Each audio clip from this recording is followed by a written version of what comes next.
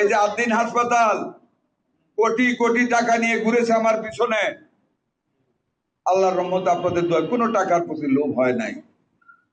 আমার মাননীয় প্রধানমন্ত্রী বলেছেন আপনি যা করবেন না আমি আপনাকে পূর্ণ সমর্থন দিয়ে দেবো, আমি লাইসেন্স বাতিল করে দিয়েছি। আর জামাতের লোকেরা বলে যে এটা নাকি বেইনসাফ হয়েছে, মানে ও বেটাও জামাত করে, হ্যাঁ, মানুষকে ভুগা দেয়, কয়েকটা টাকা না কম নিয়ে ভুগা দেয়, 6টা বাচ্চাকে মেরে ফেলেছে। ওরা এখন ওনার পক্ষে কথা বলে, কথা বলুক আর যাই করুক, বাতিল করছি তো করছি।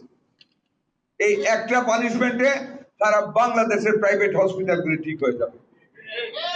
একটার পানিশমেন্ট, মানুষকে সেবা দিতে হবে, টাকা নিবে, সস্তা কথা বলে কম নেয়, আরে কম নেয় কি কম, হ্যাঁ, পেটকাইটা কম নেয় কি করে, এগুলি মানুষ মেরে ফেলছে, 6টা মায়ের বুক খালি হয়েছে।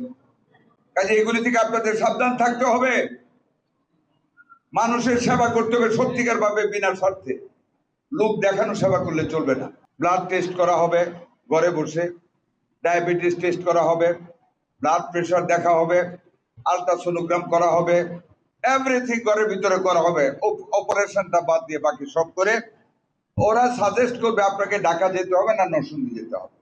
এইভাবে সারা বাংলাদেশকে আমরা, সকল মানুষের কাছে আমরা চিকিৎসা ব্যবস্থাকে সহজ করার পরিকল্পনা নিচ্ছি ইনশাল্লাহ।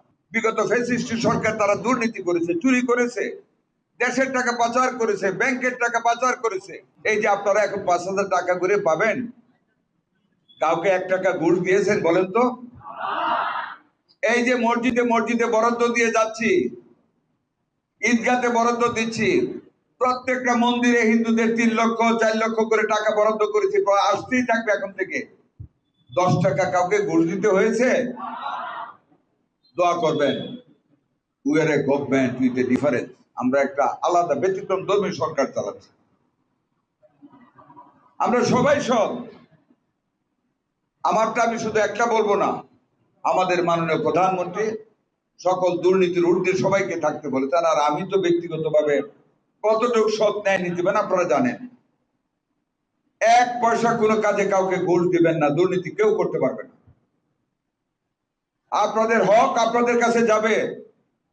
এই যে পরিবারের ফ্যামিলি কার্ড দেওয়া হয়েছে, আমরা বেলাবো থানে একটা ইউনিয়নে দিয়েছি, একটা ওয়ার্ডে।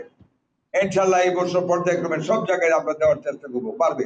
একবার তো দেওয়া সম্ভব না, আস্তে আস্তে দিব।